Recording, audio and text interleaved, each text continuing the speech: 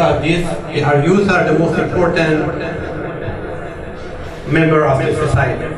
So if you have your children outside, please ask them to come in. And I'm going to present it in some kind of story that would be interesting. Of course, in this discussion,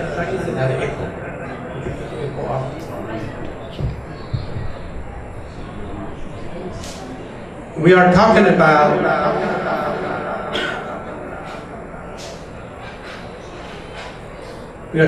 the Hudaybiyah, the treaty, the most important event of Islam. What happened and what was the result of that? We continue that because of the shortage of time. I did not get a chance to explain all of the details on this. So consequently, I have jumped through some of the slides. Inshallah, after this session, I will prepare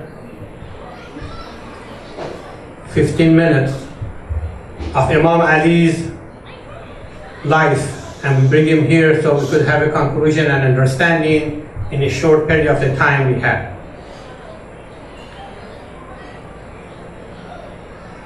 This is a picture of the Hudaybiyah we talked about. As you see in here, in Medina, which our Prophet, peace be upon him, lived, they was Jewish. There was some polytheists, there was many other religion people, they lived in that place. And Prophet had no problem with it. Unfortunately today, a lot of people have different problem with different religion for some reason. As you see, there was Arabs, there was more Jewish than there was Arab in Medina at the time. Prophet Muhammad decided to go to Umrah, and he took 1,400 people with him, and he marched down toward the Mecca. As he was going down to the Mecca, the news got to the Meccan that the Prophet Muhammad is coming. But Prophet Muhammad makes sure his intention be known to everyone that he is going for the Umrah and he's going to be peaceful and he has no weapon. They're all in ihram and they are not carrying any kind of weapon or war equipment. Despite of this, the Mecca and the Quraysh, they did not believe in that. They sent 200 people on his way to get him. The wisdom of Prophet Muhammad, they knew what he's going to stop for his namaz asr. On that day, Prophet Muhammad, he did his Zohar and Asr together and he marched on. And as we were moving on, he took a different road. As you see, he tried to bypass Abu Sufyan's soldier. He took a very harsh road to get to Mecca. Abu Sufyan could not find Prophet. He returned back to Mecca with his soldiers. At the same time, there was a lot of people going back and forth between Mecca and Hudaybiyah, when Prophet Muhammad was there. They were trying to negotiate. And as Prophet Muhammad, many people, they come from Quraysh to have Prophet Muhammad to go back. And many people, they come and to talk to the people that this is not a good thing. The Meccan, they're gonna come and get rid of all of you guys altogether. But during this time, a man from I believe he was from the town of Taifa came. His name is Urwa.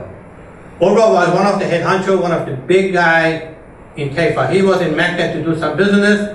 Abu Sufyan asked him to send him to Prophet Muhammad to negotiate with him. When he came to Prophet Muhammad, one of the learning lessons is that Prophet Muhammad was consistent. We came here, we are peaceful, we are going for Umrah, we have no intention of fighting whatsoever. And Urwa came and tried to convince Prophet Muhammad to go back. That didn't work out. And they had some conversation, and Prophet Muhammad repeated the same sentence to them again.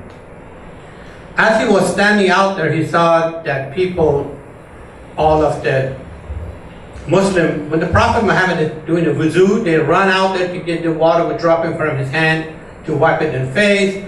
They all bow to him and they're very respectful. They never raise their head above him and so forth. Urwa go back to Abu Sufyan, goes to Mecca and tell the Meccan, I have been in Iran, in Persia, I've been in I have been all over the place. I have seen many kings, but I have never seen anyone that the people respect them so much. Don't go fight Prophet Muhammad, you're going to be sorry. So don't do that. So the Mecca, they could not make a decision what they're going to do, and people are now they're hanging in the Hudaybiyah. The food is scarce, it's hot, there's only one tree, it's a one well for water and all this stuff, and the Meccan are dragging their foot. So Prophet Muhammad, peace be upon him, decided he is going to send somebody himself to the Mecca. What happened was he decided to say, okay, who should I send? First he called Omar to come here, maybe you could go there and negotiate for it. Because I'm going to send someone to Mecca that has he didn't kill anybody. He has no blood of the Quraysh on their hand. So Omar, you have not killed anybody, so why don't you go to Mecca? Negotiate for us. Omar, for whatever reason, he refused to go and he decided not to go for this assignment. And Imam Ali was there, and unfortunately or fortunately, Imam Ali had killed many people at Quraysh, and he was not a good choice to go out there because they will get him. So they decided to send Osman out there, Osman ibn Affan, and he had a lot of family in Mecca still, and he had a lot of relatives living in Mecca, and he was one of the higher echelon in Quraysh. So he decided to go to Mecca, and he goes in there, and one of his families pick him up and tell all the Meccan and Quraysh that he is my family and he's under my protection. Anybody touch him is gonna face me. So consequently, they're asking Osman, then you go ahead. You're here, go ahead and do the tawaf. You're in Mecca. And Osman refused to do that. He said, Wallahi, until Prophet Muhammad do the tawaf, I will not do that. Anyway, after many negotiations, the rumor started in the Muhammad side that Osman has been killed. They killed Osman, is not back after a week waiting. And Prophet Muhammad said, that's it. I swear to Allah, if they kill Osman, we will revenge.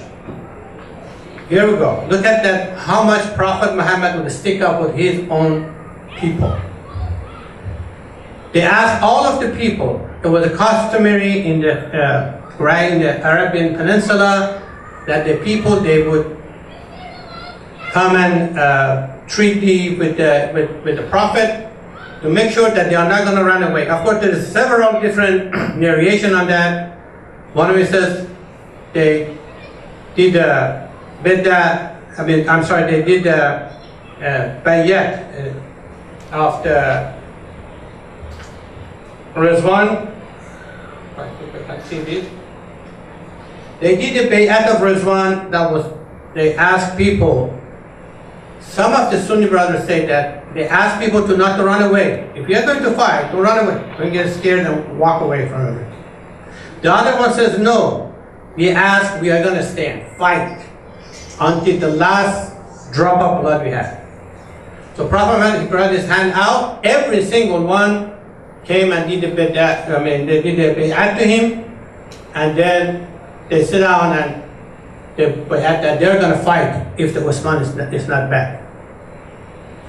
And then Prophet Muhammad, peace be upon him, said, Wallahi, that you guys are the best people. You guys going into Jannah, directly in Jannah, because of what you have done and what your bayat you have here. And of course, they are saying, there were some of the books that said that one person did not do the bayat, but everybody did. But after this, the Osman showed up. Osman showed up and everybody's happy. At the meantime,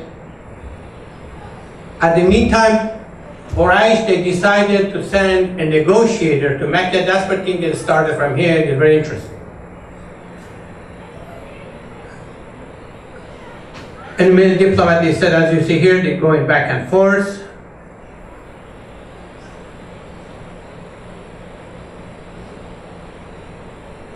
As I said here, this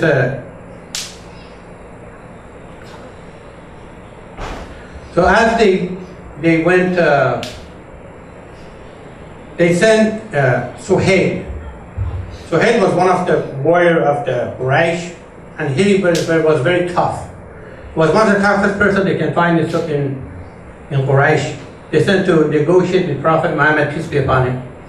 Anyway, he comes, and they greet him, they sit down, and they go in a tent with Prophet, and they talk about, and all of the people outside, 1,400 people outside the tent waiting what's going to happen. Is it going to come and we're going to go to Mecca, we're going to go see our families, we're going to do Umrah, whatsoever. They finish, they come, I think they call Ali inside, because Imam Ali was a writer, and ask him to write this treaty down so we agree on it and we move on. The first thing they were saying that Bismillah ar-Rahman ar-Rahim, Suhail said, oh, no. We didn't say that Allah is Rahman and Rahim. There's not such a thing. Just write Allahumma. And Prophet Muhammad said, okay, just write Allahumma. And then Imam Ali wrote Muhammad Rasulullah.